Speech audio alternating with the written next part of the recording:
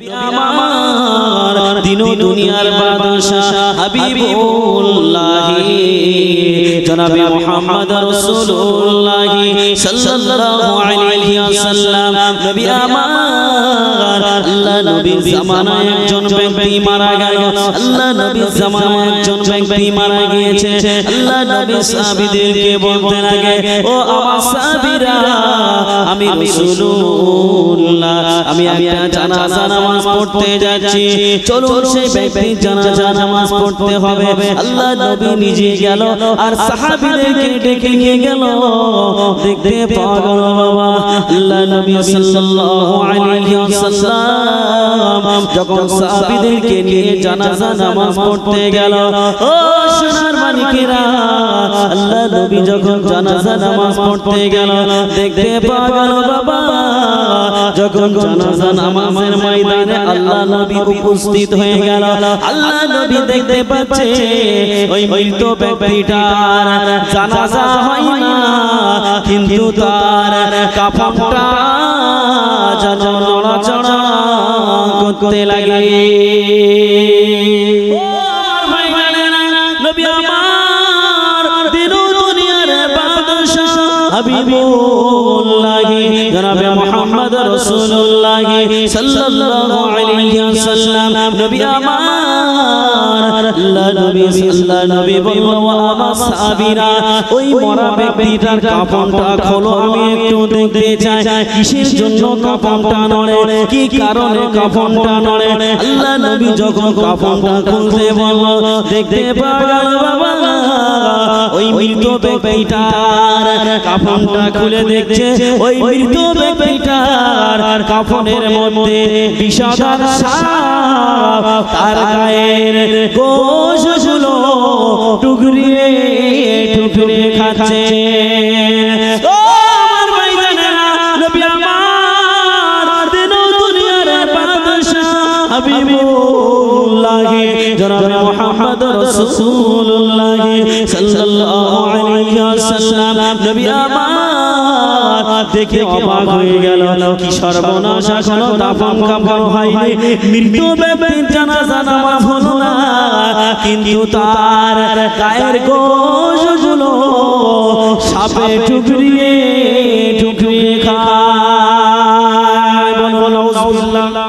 ও আমার ভাইজানেরা, ও সোনার মানিকেরা, কান খুলে শুনে রেখে দিন, জেনে রেখে দিন, আল্লাহ নবী সাহাবী হযরতে আবু বকর হুজুর চিন্তা ভাবনা করে নিল।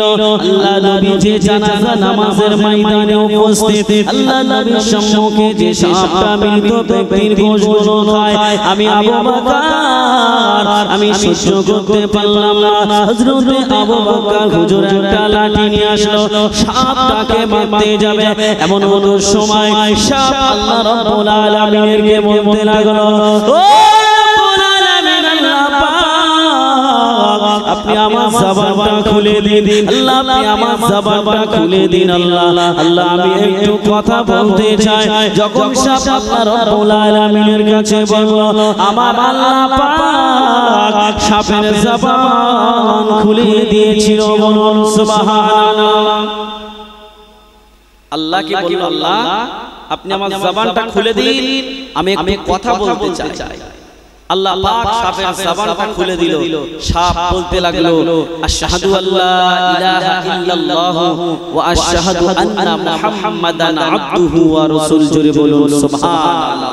শুধু তাই নয়, বলছেন আশহাদু আল্লা ইলাহা ইল্লাল্লাহ ওয়াহদাহু লা শারীকা লাহু ওয়া আশহাদু আন্না মুহাম্মাদান আবদুহু ওয়া রাসূলুহু। জোরে বলুন সুবহানাল্লাহ। সাপ সাক্ষী দিচ্ছেন যে আল্লাহ ছাড়া কোনো উপাস্য নাই এবং ওয়াহদাহু লা শারীকা লাহু, আল্লাহর সঙ্গে কারোর শিরিক নাই, এবং হযরতে মুহাম্মদ মুস্তাফা সাল্লাল্লাহু আলাইহি ওয়াসাল্লাম তিনি হচ্ছেন আল্লাহ পাকের প্রেরিত পয়গম্বর জনাবে মুহাম্মদ রাসূলুল্লাহ। জোরে বলুন সাল্লাল্লাহু আলাইহি ওয়াসাল্লাম। সাপ যখন এই কথা বলল, সাপের কথা শুনে অবাক, যে সাপ আবার সাক্ষী দিচ্ছে, আবার সাপ বলছে যে আশহাদু আল্লা ইলাহা ইল্লাল্লাহ ওয়াহদাহু লা শারীকা লাহু, আল্লাহ এক, আল্লাহর সঙ্গে কোনো শরীক নাই, এবং হযরত মুহাম্মদ সাল্লাল্লাহু আলাইহি ওয়াসাল্লাম আল্লাহর রাসূল। হযরতে আবু বকর হুজুর অবাক হয়ে গেল।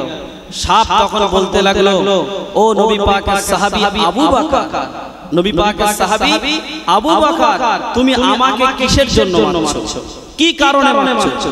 ও আমার ভাইরা, ও সোনার মানিকেরা, কান খুলে শুনে রেখে দিন, জেনে রেখে দিন। ওই সাপটা হযরতে আবু বকর হুজুরকে চিনতে পেরে গেছে। হযরতে আবু বকর হুজুর চিনতে পেরে গেছে এটা নবী পাকের সাহাবী, এটা উসমান নয়, এটা নবী পাকের সাহাবী আলী নয়, এটা নবী পাকের সাহাবী হযরতে ওমর নয়, এটা হলো নবী পাকের সাহাবী হযরতে আবু বকর। বলো সুবহানাল্লাহ। ও আমার ভাইজানেরা, ওই সাপ আবু বকর হুজুরকে বলতে লাগলো, ও নবী পাকের সাহাবী আবু বকর, তুমি আমার কিসের জন্য মারছো, তুমি আমার কি কারণে মারছো, আমি কারণটা জানতে চাই। আল্লাহ নবী সাহাবী হযরতে আবু বকর বলেছিল, ও সাপ তুমি শুনে রেখে দাও, জেনে রেখে দাও, যে মৃত ব্যক্তির জানাজা নামাজে স্বয়ং আল্লাহ নবী উপস্থিত আছে, স্বয়ং আল্লাহ নবী হাজির রয়েছে, আর তুমি সেই মৃত ব্যক্তির গোশতগুলো কেন টুকরিয়ে টুকরিয়ে খাচ্ছ? দেখতে পাওয়া গেল সাপ বলতে লাগে, আমার কোনো দোষ নাই, কেননা আমার মালিক যে আল্লাহ আর তোমার মালিক সেই আল্লাহ, সেই আল্লাহ পাকের হুকুমে আমি এই মৃত ব্যক্তিটার গায়ের গোশত ছিঁড়ে খাই।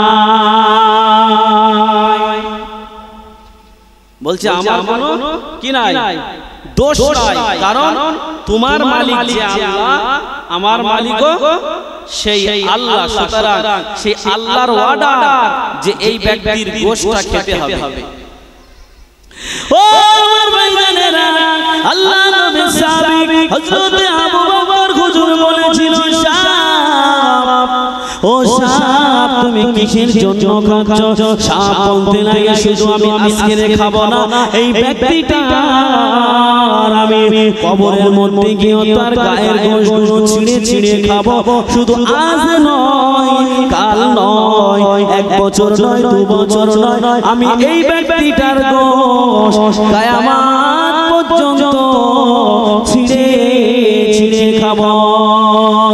ও নবী সাহাবী আবু বকর, এ হুকুম কোন বান্দার নয়, এ হুকুম দুনিয়ার কোন মানুষের নয়, এ হুকুম হলো স্বয়ং আমার আল্লাহ। মৃত ব্যক্তিটার গোশত খাবে কোন পর্যন্ত? কিয়ামত পর্যন্ত গোশত খাবে, কারণ হুকুমটা কার? আল্লাহর হুকুম। এইবারে হযরত আবু বকর হুজুর বলছে, তুমি তো ওই মৃত ব্যক্তিটার গায়ের গোশতগুলো খাচ্ছ, কিন্তু কি কারণে খাচ্ছ সেই কারণটাকে আমি জানতে পারি? কি কারণে খাচ্ছ কারণটাকে আমি শুনতে পারি? হযরত আবু বকর হুজুর যখন এই কথা বলল, ওই সাপ তখন বলতে লাগলো, ও আমার ভাইজানেরা, ও সোনার মানিকেরা, কান খুলে শুনে রেখে দিন, জেনে রেখে দিন। হযরত আবু বকর হুজুরকে বলতে লাগে, আমি গোশত খাচ্ছি তার 3টা কারণ রয়েছে। প্রথম নাম্বার কারণটা কি বলল?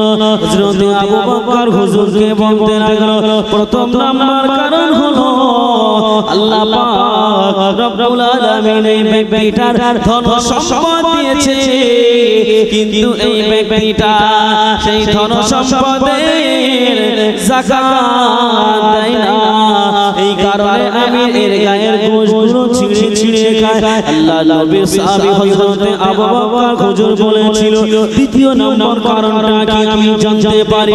হযরত আবু বকর হুজুরকে বলল, ও নবী পাকের সাহাবী আবু বকর, তুমি শুনে রেখে দাও, জেনে রেখে দাও, দ্বিতীয় দ্বিতীয় নম্বর কারণ হলো কোন ব্যক্তি যদি দুনিয়ার জমিনে মন হলো নামাজ পড়লো আবার মন হলো নামাজ পড়লো না, যদি কেউ ব্যক্তি এমনটা করে, হযরত আবু বকর হুজুরকে বলল এই ব্যক্তিটা মাঝে মাঝে নামাজ পড়তো আবার মাঝে মাঝে ছেড়ে দিত, যার কারণে আমার আল্লাহ পাক এই ব্যক্তিটার গায়ের গোশত খাওয়ার হুকুম দিয়েছিল।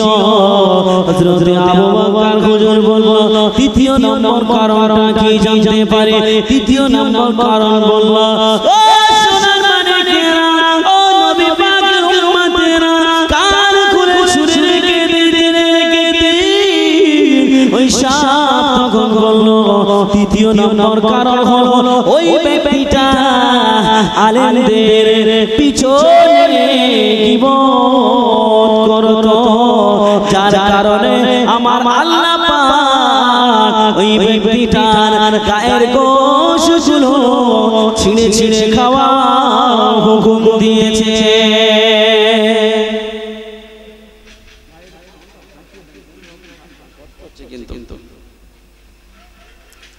বলছে যে সাপ কি বলছে? প্রথম নম্বর কারণ হলো কি দিত না? যাকাত দিত না। তাহলে বুঝুন আল্লাহ যাদের ধন সম্পদ দিয়েছে তারা যদি দান না করে, তারা যদি যাকাত না দেয়, তারা যদি সেই টাকা ব্যাংক ব্যালেন্স করে, সেই টাকার হিসাবটা কিন্তু শুধু কবরে গিয়ে দিতে হবে তা নয়, দুনিয়ার জমিনেও আপনার দিতে হবে। আপনার টাকা আছে বলে আপনি মুঠো বেঁধে বসে থাকবেন, আপনি যাকাত দেবেন না, দান করবেন না, এর হিসাব আপনাকে দেয়া লাগবে।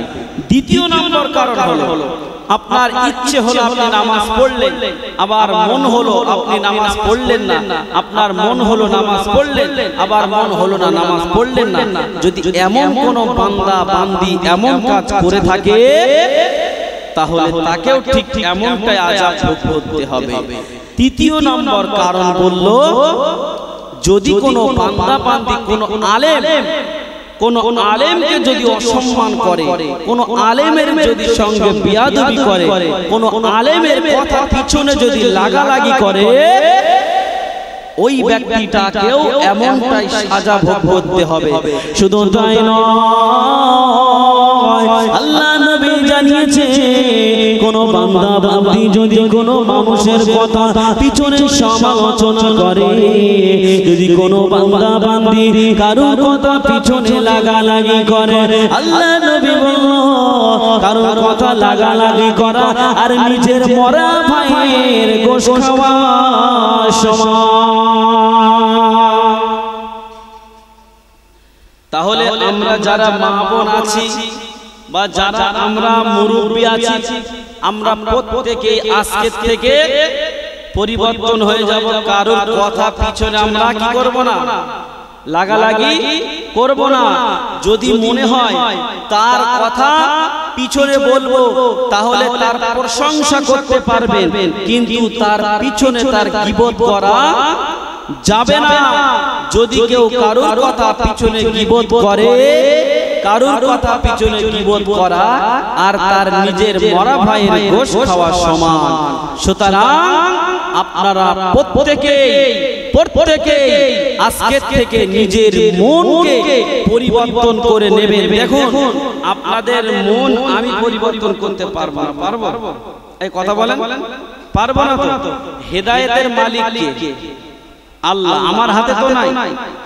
তাহলে আল্লাহ পাক যদি বান্দাকে হেদায়েত দেয় তাহলে হবে, তবে হেদায়েত হতে গেলে নিজেকে চেঞ্জ করতে হবে। কি করতে হবে?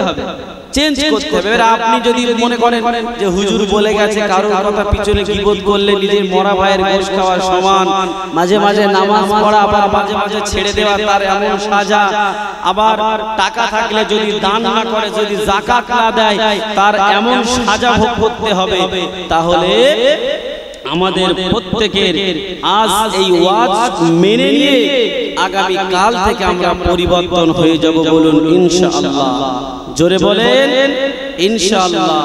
দেখেন এই যাকাত না দিলে, দান না করলে কত গুনাহ কত পাপ হয় আপনি হয়তো জানেন না। এই সম্পর্কে আলোচনা হবে, তবে আমি শেষের বেলায় কিন্তু আপনাদের এই জলসার জন্য একটু কালেকশন করব। আপনারা আমার সঙ্গে সাই দেবেন তো ইনশাআল্লাহ? এই জোরে বলেন, হ্যাঁ? কই দেখি কে কে সাই দেবেন, একটু হাত উঁচু করেন তো দেখি। নারায়ে তাকবীর। এ কি ভোল্টেজ, তার মানে তো মানে দান টান দেবেন না নাকি? আর একটু জোরে ছেড়ে মারেন দেখি। নারায়ে তাকবীর। আর একটু জোরে দেন। এতগুলো মানুষ যদি আপনারা তাকবীর দেন তাহলে তো এই প্যান্ডেলটাই কেঁপে যাবে। একটু সুন্দরবন এলাকার মানুষের গলার আওয়াজটা রয়্যাল বেঙ্গল টাইগারের মতন বার করেন দেখি। নারায়ে তাকবীর। এটা কি রয়্যাল বেঙ্গল টাইগারের আওয়াজ হলো? হ্যাঁ, রয়্যাল বেঙ্গল টাইগারের এলাকায় এসে ওয়াজ করছেন, আপনারা কি করছেন? আরেকটু ঝেড়ে মারেন। নারায়ে তাকবীর। আরেকটু জোরে দেন। নারায়ে তাকবীর। বিশ্ব নবী দিবস, বিশ্ব নবী দিবস। নারায়ে তাকবীর। যাক মাশাআল্লাহ। তবে আওয়াজটা এভাবেই রেখে দেবেন শেষ পর্যন্ত। বলেন ইনশাআল্লাহ। জোরে বলেন ইনশাআল্লাহ। আমি আপনাদের সম্মুখে একটা গজল গাইব, আপনারা কি আমার সঙ্গে গজলটি গাইবেন? এই গাইবেন কিনা বলেন? যদি আপনারা আমার সঙ্গে গজলটি বলেন তাহলে আমি গজলটি শোনাবো। কেননা আমি যখনই আপনাদের গ্রামে এইটা নিয়ে মনে হয় 5 বার আসছি। কতবার? 5 বার আসছি। তাহলে নিশ্চয়ই আপনারা আমাকে ভালোবাসেন, পছন্দ করেন, যার কারণে আপনারা একবার ছাড়া 5 বার আমাকে নিয়ে এসেছেন। কোন বক্তা একবার ছাড়া দুবার এক জায়গায় চান্স পায় না, কিন্তু আল্লাহ পাকের শান শুকরিয়া, আপনাদের গ্রামে আমার আল্লাহ পাক আপনাদের ভালোবাসায় 5 বার আপনাদের এই সুন্দরবন এলাকায় নিয়ে এসেছে। ওই জন্য আপনাদের মহব্বতে, আপনাদের ভালোবাসায় আমি ছুটে এসেছি সেই সুদূর নদিয়া জেলা থেকে। তাই আপনাদের খিদমতে আমি এসেছি। একটা গজল গাইবো, আপনারা আমার সঙ্গে গাইবেন। কে কে গাইবেন একটু হাত উঁচু করেন তো। গাইবেন না বলেছি? আচ্ছা গাইবেন তো? ঠিক আছে, চলুন আমি বলবো, যে কলিটা বলে দেব ওই কলিটা আপনারা সকলে বলে, আমি বলে কিন্তু ছেড়ে দেব, আপনারা বলবেন, আমি দেখব যে মাইকে আওয়াজটা পৌঁছাচ্ছে কিনা। ঠিক আছে, চলুন।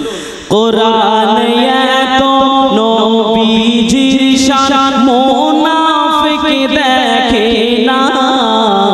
কোরআন এত নবীজির শান মুনাফিক দেখে না। ঈমানদার দিওয়ানা যেতে চাই মদিনা। ঈমানদার দিওয়ানা যেতে চাই মদিনা। আমি বলবো কোরআনে এত নবীজির শান মুনাফিক দেখে না। এবার আপনারা বলবেন ঈমানদার দিওয়ানা যেতে চাই মদিনা। বলবেন তো? হ্যাঁ, বলে দিলাম তো, পারবেন না? এই ওদিক যাও যাও যাও। এই আপনারা বলবেন তো নাকি? হ্যাঁ, পারবেন তো ইনশাআল্লাহ? ঠিক আছে, আমি তাহলে গাইছি কিন্তু গজলটা। চলুন। কোরআন এত নবীজির শান মুনাফিক দেখে না। কোরআন এত নবীজির শান মুনাফিক দেখে না। পড়ুন। ঈমানদার দিওয়ানা যেতে চাই মদিনা। ঈমানদার দিওয়ানা যেতে চাই মদিনা। রওজা জিয়ারত করতে যে জন যাইবে মদিনা। সাফায়াত করবেন দয়াল নবীজি হাদিসে ঘোষণা। জোরে বলেন সুবহানাল্লাহ। আর একটু জোরে বলেন। রওজা জিয়ারত করতে যে জন যাইবে মদিনা। সাফায়াত করবেন দয়াল নবীজি হাদিসে ঘোষণা। তাই তো আসে, তাই তো আসে তৌফিক হলে, তাই তো আসে আশিক তৌফিক হলে দেরি আর করে না। জোরে বলেন সুবহানাল্লাহ, আর একটু চিল্লে বলেন। তাই তো আশিক তৌফিক হলে দেরি আর করে না, ঈমানদার দিওয়ানা যেতে চায় মদিনা, ঈমানদার দিওয়ানা যেতে চায় মদিনা। সাকা কামারা সিরাজ মুনীরা কুরআনে ঘোষণা, আকাশের চাঁদ ডাক দেয় নবীজি জমিনে আসনা। সাকা কামারা সিরাজ মুনীরা কুরআনে ঘোষণা, আকাশের চাঁদ ডাক দেয় নবীজি জমিনে আসনা। নবীর ডাকে নবীর ডাকে আকাশের চাঁদ টুকরা হয় দুই খানা। জোরে বলেন, একটু জোরে বলেন, নাকি শুধু মুখ বন্ধ করে বসে থাকবেন? একটু ঝেড়ে তাকবীর দেন, নারায়ে তাকবীর, নারায়ে তাকবীর। নবীর ডাকে আকাশের চাঁদ, নবীর ডাকে আকাশের চাঁদ টুকরা হয় দুই খানা, ঈমানদার দিওয়ানা যেতে চায় মদিনা, ঈমানদার দিওয়ানা যেতে চায় মদিনা। খাইবার প্রান্তে আলীর কোলে নবী সাইয়েদনা, আসরের নামাজ কাজা হয়ে যায় নবীকে জাগায় না। জোরে বলেন সুবহানাল্লাহ। একদিকে আসরের নামাজ, অপরদিকে বিশ্ব নবীর প্রেম প্রীতি ভালোবাসা। আসরের নামাজ কাজা হয়ে যাচ্ছে, সূর্য ঢলে যাচ্ছে, কিন্তু বিশ্ব নবীকে জাগায় না, ঘুমের থেকে তোলে না হযরতে আলী। তাই বলছে খাইবার প্রান্তে আলীর কোলে নবী সাইয়েদনা, আসরের নামাজ কাজা হয়ে যায় নবীকে জাগায় না। ডুবন্ত সূর্য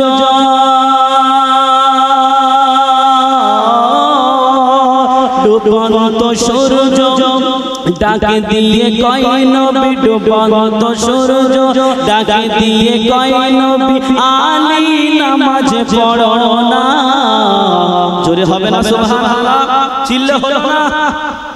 হযরতে আলী দেখছে আসরের নামাজ কাজা হয়ে যাচ্ছে, আল্লাহর রাসূলকে জাগায় না, নবী মুহাম্মাদের হঠাৎ করে ঘুম ভেঙে গেল। দেখতে পেল যে আসরের সময় যে সূর্যটা থাকে ওই সূর্যটা ডুবে গেছে। আল্লাহর নবী চিন্তা করলো, তাই তো যদি আসরের নামাজ কাজা হয়ে যায় আমি নবী মুহাম্মদ তাহলে কি হবে? আল্লাহর রাসূল আল্লাহ রাব্বুল আলামিনের কাছে দোয়া করলো, আল্লাহর কাছে আরজু করলো, আল্লাহ পাক আপনি দয়াময়, দয়া করে সেই যে সূর্যটা ডুবে গিয়েছে ওই সূর্যটা আবার আসরের ওয়াক্তে যে জায়গায় থাকে সেই জায়গাটায় আল্লাহ পাক আপনি সূর্যটা এনে বসিয়ে দিন। আমার আল্লাহ পাককে বলতে দেরি হলো, আমার আল্লাহ পাক সেই ডুবান্ত সূর্য পুনরায় আবার আসরের ওয়াক্তে এনে বসিয়ে দিতে আমার আল্লাহ পাক দেরি করলো না। জোরে বলুন সুবহানাল্লাহ। তাই বলছে খাইবার প্রান্তে আলীর কোলে নবী সাইয়েদনা, আসরের নামাজ কাজা হয়ে যায় নবীকে জাগায় না। ডুবন্ত সূর্য ডুবন্ত সূর্য ডাকে দিয়ে কয় নবী, ডুবন্ত সূর্য ডাকে দিয়ে কয় নবী আলী নামাজ পড়ো না, ঈমানদার দিওয়ানা যেতে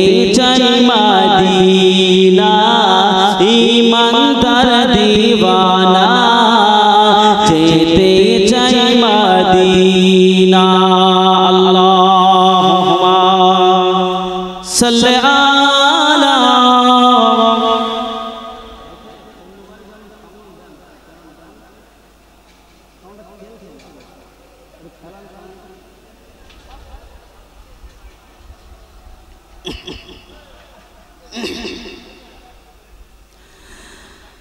হাদিসে পাকে নবী বলছে উস্তুনে হান্নানা নবীর প্রেমে শুকনা গাছে করিল যে কান্না।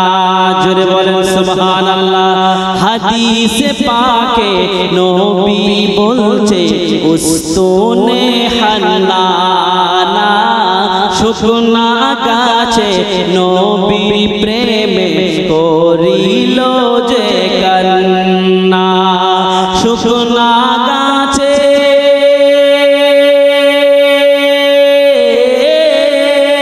শুকনা গাছে নবী চিনল শুকনা গাছে নবী চিনল মুনাফিক চেনে না ঈমানদার দিওয়ানা যেতে চায় মদিনা ঈমানদার দিওয়ানা যেতে চায় মদিনা। কোরআন এত নবীজির শান কোরআন এত নবীজির শান মুনাফিক দেখে না ঈমানদার দিওয়ানা যেতে চায় মদিনা ঈমানদার দিওয়ানা যেতে চায় মদিনা। আল্লাহুম্মা সাল্লি আলা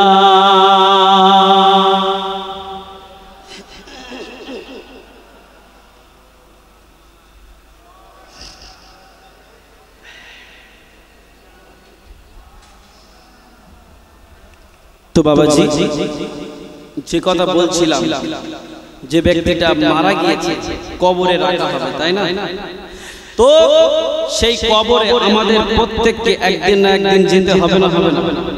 জোরে বলেন হবে তো?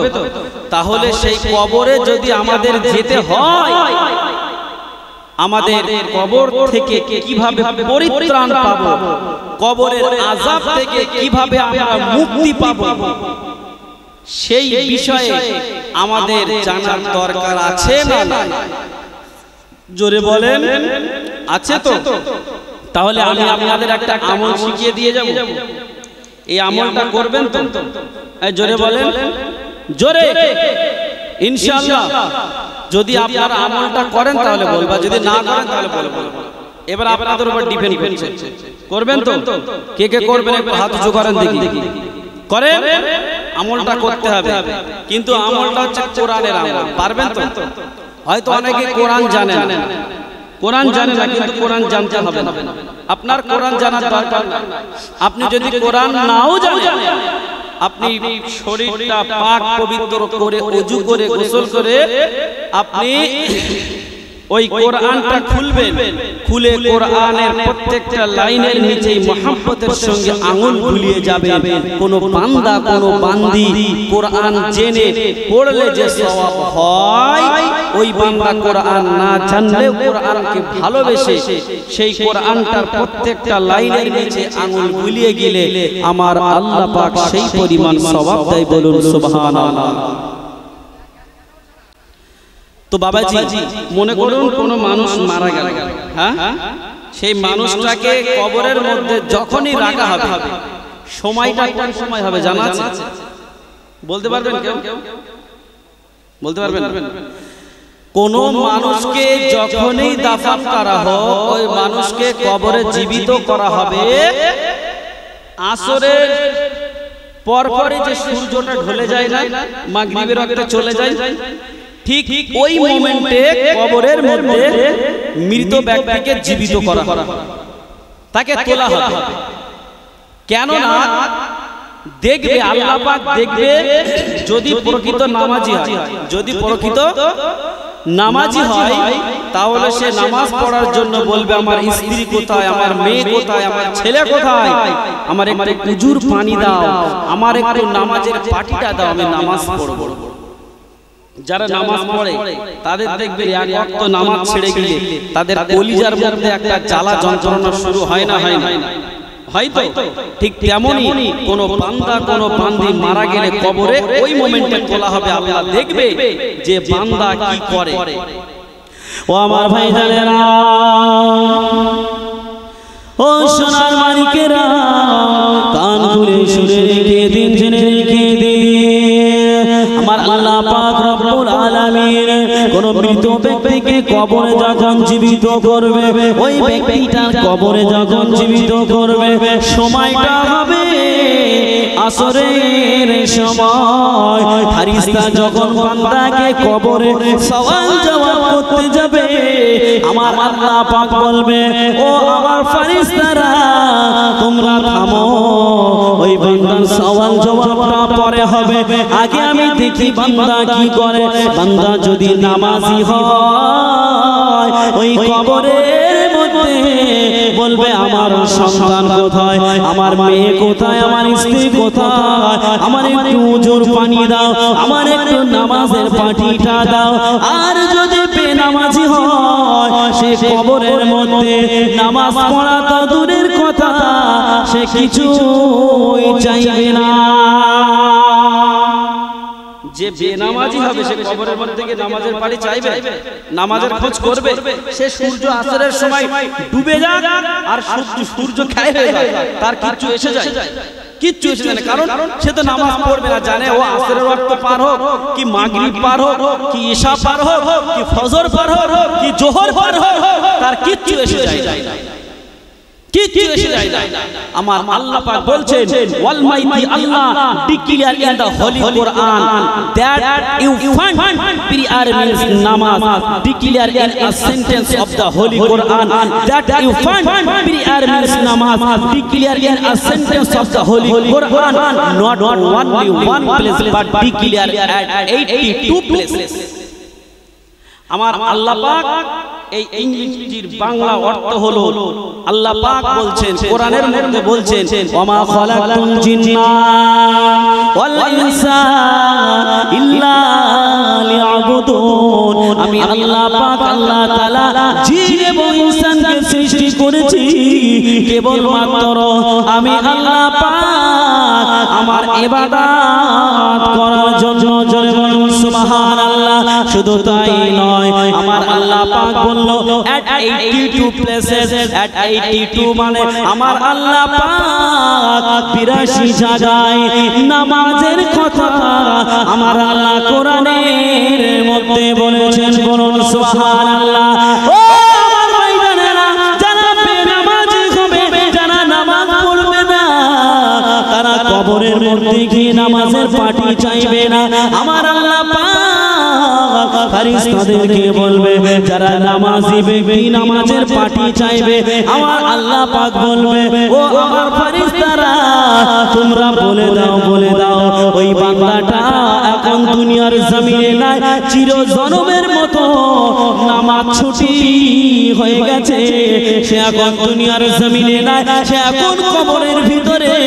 আল্লাহর ফেরেশতারা বলবে ও আল্লাহ পাকের বান্দা তুমি এখন দুনিয়ার জমিনে নাই, তুমি এখন কবরের মধ্যে আছো, তোমার আর নামাজ পড়া লাগবে না। আমার আল্লাহ পাক ওই নামাজ পড়াটা চিরজনমের মতো ছুটি দিয়ে দিয়েছে। বলুন সুবহানাল্লাহ।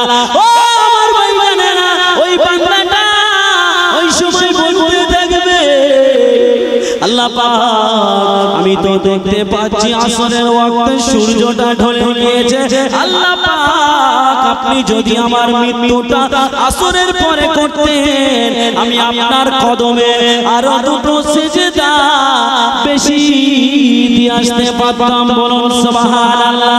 ও আমার ভাইজানেরা, যখন বান্দা আল্লাহকে এই কথা বলবে, আমার আল্লাহ পাক বলবে বান্দা আমি তোমার উপরে খুশি হয়ে গেছি, আমি তোমার উপরে রাজি হয়ে গেছি। বান্দা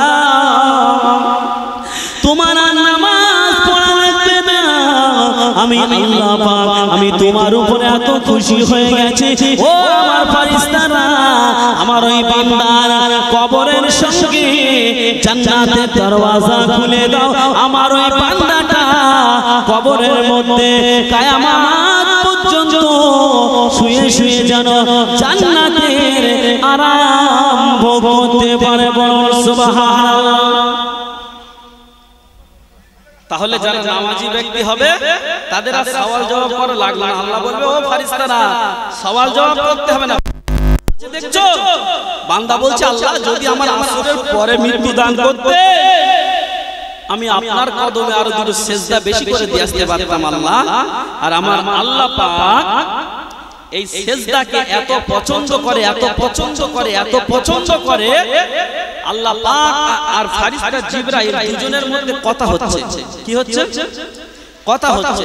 আল্লাহ পাককে ফেরেশতা জিবরাইল বলছে আল্লাহ পাক আপনি কি করলে বেশি খুশি হন? কথাগুলো কিন্তু ভালো করে শুনবেন। কিন্তু আমি কিন্তু যে ওয়াজটা আপনাদের করে দিয়ে যাচ্ছি আজকে খুব গুরুত্বপূর্ণ কথা। যদি এগুলো আপনারা মানতে পারেন আজকে আপনাদের জীবনটাই কামিয়াবি হয়ে যাবে। ফেরেশতা জিবরাইল বলছে আল্লাহ পাক আপনি কি করলে পছন্দ করেন, কি করলে বেশি খুশি হন? আমার আল্লাহ পাক বলল ও আমার ফেরেশতা আমার কাছে আসমান আছে, জমিন আছে, জান্নাত আছে, ফেরেশতা আছে, আমার ভালো লাগে না, আমার ভালো লাগে না। আল্লাহ ফেরেশতা বলল আল্লাহ পাক তাহলে কি করলে ভালো লাগে? ওই সময় আমার আল্লাহ বলল যদি আমার বান্দা আমার কদমে সেজদা দিয়ে আমি আল্লাহ পাক আমাকে খুশি করার জন্য যদি কোনো বান্দা আমার কদমে সেজদা দেয় আমি আল্লাহ পাক পৃথিবী সাত তবক জমিন আসমান বিক্রি করলে যতটা মূল্য হবে আমি আল্লাহ পাক তার চাইতে একটা সেজদার মূল্য আমি আল্লাহ পাক কোটি কোটি গুণে বাড়িয়ে দেব বলুন সুবহানাল্লাহ। ও আমার ভাই ভাইরা ও সোনার মানিকেরা কান খুলে শুনে রেখে দিন আমার আল্লাহ পাক বলল ও ফেরেশতা জিবরাইল তুমি শুনে রেখে দাও জেনে রেখে দাও আমি আল্লাহ পাক আমার কাছে আসমান আছে, আমার কাছে জান্নাত আছে, আমার কাছে ফেরেশতা আছে, আমি আল্লাহ পাক আমার কিছু ভালো লাগে না আমার কদমে যদি আমার বান্দা বান্দি সিজদায় পড়ে যায় আমি আল্লাহ পাক ওই বান্দার উপরে কোটি কোটি গুণে আমি আল্লাহ খুশি হয়ে যাই বলুন সুবহানাল্লাহ। ও আমার ভাইজানেরা আমার আল্লাহ পাক ফেরেশতা জিবরাইলকে যখন এই কথা বলল ফেরেশতা জিবরাইল আল্লাহর কদমে সিজদায় পড়ে গেল। সিজদায় পড়ে গেছে তো পড়ে গেছে, 1 বছর নয় 2 বছর নয় 100 বছর নয় 200 বছর নয় 1000 বছর নয় ফেরেশতা জিবরাইল একটানা আল্লাহর কদমে 30,000 থেকে 40,000 বছর আমার আল্লাহ পাকের কদমে সিজদায় পড়েছিল বলুন সুবহানাল্লাহ। 40,000 বছর সিজদায় পড়েছিল আল্লাহকে খুশি করার জন্য। আর আমাদের যদি বলা হয় যে বেশি না একদিন শুধু সিজদায় পড়ে থাকো আমরা পারবো? পারবো? পারবো না। ফেরেশতা জিবরাইল আমিন আলাইহিস সালাতু ওয়াস সালাম একটানা 30 থেকে 40,000 বছর সিজদায় পড়ে আছে। ও আমার ভাইরা ফেরেশতা জিবরাইল 40,000 বছর পরে সিজদা থেকে মাথা তুলে বলল আল্লাহ পাক আপনি কি আমার উপরে খুশি হয়েছেন আল্লাহ? আল্লাহ আপনি কি আমার উপরে সন্তুষ্টি হয়েছেন আল্লাহ? আমার আল্লাহ পাক ফেরেশতা জিবরাইলকে বলতে লাগলো ও ফেরেশতা জিবরাইল তুমি দেখো আসমানের পিলিয়ার গুলো লক্ষ্য করো। ফেরেশতা জিবরাইল আসমানের পিলিয়ার গুলো দেখে লক্ষ্য করে ওই পিলিয়ারের গায়ে পরিষ্কার ভাবে লেখা আছে কালেমা লা ইলাহা ইল্লাল্লাহ লা ইলাহা ইল্লাল্লাহ লা ইলাহা ইল্লাল্লাহ মুহাম্মাদুর রাসূলুল্লাহ। ফেরেশতা জিবরাইল আমার আল্লাহকে বলল ও রব্বুল আলামিন আল্লাহ পাক আপনাকে খুশি করার জন্য আমি 30 থেকে 40,000 বছর সিজদায় পড়েছিলাম। আল্লাহ পাক আপনি এই সিজদার সঙ্গে এই নামের কি সম্পর্ক রেখেছেন, এই কলমার কি সম্পর্ক রেখেছেন, আমি ফেরেশতা জিবরাইল আমি জানতে চাই। বলছে আল্লাহ আমি তো আপনাকে খুশি করার জন্য 30 থেকে 40,000 বছর সিজদায় পড়েছিলাম, কিন্তু আমি আপনাকে জিজ্ঞাসা করলাম আল্লাহ আপনি খুশি, কিন্তু আপনি বলছেন পিলিয়ার গায়ে দেখো, পিলিয়ার গায়ে দেখছি তো কলমা লেখা আছে লা ইলাহা ইল্লাল্লাহ মুহাম্মাদুর রাসূলুল্লাহ। এই সিজদার সঙ্গে কলমার কি পার্থক্য বা কি মিল আমি কিছু বুঝতে পারলাম না। ও আমার ভাইরা, আমার আল্লাহ পাক ফেরেশতা জিবরাইলকে বলল, ও ফেরেশতা জিবরাইল আমি আল্লাহ পাক আমি তোমাকে জানিয়ে দিলাম ওই যে কলমাটা লেখা আছে কলমা লা ইলাহা ইল্লাল্লাহ, লা ইলাহা ইল্লাল্লাহ, লা ইলাহা ইল্লাল্লাহ মুহাম্মাদুর রাসূলুল্লাহ। ওই কলমাটা আমি আল্লাহ পাক আমার নামের সঙ্গে আমার জনাবে মুহাম্মদ রাসূলুল্লাহ তার নামটা জুড়ে দিয়েছি। আমার নবী মুহাম্মদ আখিরি জামানায় আমি পাঠাবো, আর আখিরি জামানায় আমার নবীর উম্মত উম্মতানিরা যদি আমি আল্লাহ পাক আমাকে খুশি করার জন্য আমাকে রাজি করার জন্য একটা সিজদা দেয়, আমি আল্লাহ পাক তোমার এই 30 থেকে 40,000 বছর সিজদা দিয়ে তুমি যতটা আমার কাছে সওয়াব পেয়েছো আমি আল্লাহ পাক আল্লাহ তাআলা আখিরি জামানার নবীর উম্মত উম্মতি দিগকে তাদের এক একটা সিজদা তোমার 30,000 থেকে 40,000 সিজদা তোমার 30 থেকে 40,000 বছর সিজদার অপেক্ষাতে এক একটা সিজদার মূল্য আমি আল্লাহ পাক আমার কাছে কোটি কোটি গুণে বেশি হয়ে যায়। একটু জোরে হবে না? বলছে তোমার একটা সিজদা 30 থেকে 40,000 বছর, আর আমার আখিরি জামানার নবীর উম্মতের একটা সিজদা দেবে তোমার 40,000 বছর সিজদার অপেক্ষাতে তাদের এক সিজদা তার থেকে কোটি কোটি গুণে বেশি আমার কাছে গুরুত্ব হয়ে যাবে। বলুন সুবহানাল্লাহ। তো সেই ফেরেশতা জিবরাইল আমিন আলাইহিস সালাতু ওয়াস সালাম তিনি আল্লাহকে খুশি করতে গিয়ে এক টানা এতদিন সিজদায় ছিল, কিন্তু আমরা সেই আল্লাহকে খুশি করতে গিয়ে বছরে শুধু দুটো ঈদের নামাজ ছাড়া আমরা জীবনে আসি হ্যাঁ জীবনে আসে না। এমন লোক আছে বছরে 2 বার ঈদের নামাজও পড়ে না, সপ্তাহে জুম্মার নামাজও পড়ে না। যে নামাজ পড়ে না আল্লাহ পাক তার কবরের মধ্যে গিয়ে কি সহযোগিতা করবে? সে কবরের মধ্যে আসরের ওয়াক্তে সূর্য থাক আর মাগরিবের ওয়াক্তে থাক তার কিছু এসে যায় না, কিন্তু যদি তার আসরের ওয়াক্তে জাগানো হয় আর সে যদি নামাজ পড়ার জন্য যদি ছোটাছুটি না করে ফেরেশতারা তাকে প্রশ্ন করতে থাকবে মান রব্বুকা মা দীনুকা ওয়া মান নবিয়ুকা। এই প্রশ্নের উত্তর যদি দিতে পারে তার জন্য সমস্ত জায়গা সহজ হয়ে যাবে, আর যদি এই প্রশ্নের উত্তর না দিতে পারে তার জন্য সমস্ত জায়গা খুব কঠিন হয়ে যাবে। ও আমার ভাইজানেরা, যে কথা আলোচনা করতে করতে পর্যন্ত এসেছিলাম, আমার আল্লাহ পাক রব্বুল আলামিন পবিত্র কোরআনের মধ্যে সূরা মুলক বলে একটা সূরা দান করেছিল। ও আমার ভাইজানেরা, ওই সূরা মুলক কোন বান্দা কোন বান্দি যদি আমল করে কবরের মধ্যে গেলে কি ফ্যাসিলিটি পাবে আপনারা জানেন না। ও সোনার মানিকেরা, কোন বান্দা কোন বান্দি যদি কবরের মধ্যে চলে যায়, সে যদি আযাবে গ্রেফতার হয়ে যায়, ওই সূরা মুলকটা যদি আমল করে, ওই সূরা মুলক তার কবরের সাথী হয়ে যাবে। বলুন সুবহানাল্লাহ। কোন বান্দা কোন বান্দি যদি সূরা মুলকটা আমল করে, আমার আল্লাহ পাক রব্বুল আলামিন ওই সূরা মুলককে তার কবরের ভিতরে বিপদের সাথী করে পাঠিয়ে দেবে। আমার দিকে খেয়াল করেন, এদিকে ওদিকে তাকাবেন না। আমি আপনাদের কাছে বক্তব্য রাখছি, আপনি আমার দিকে ফলো করেন।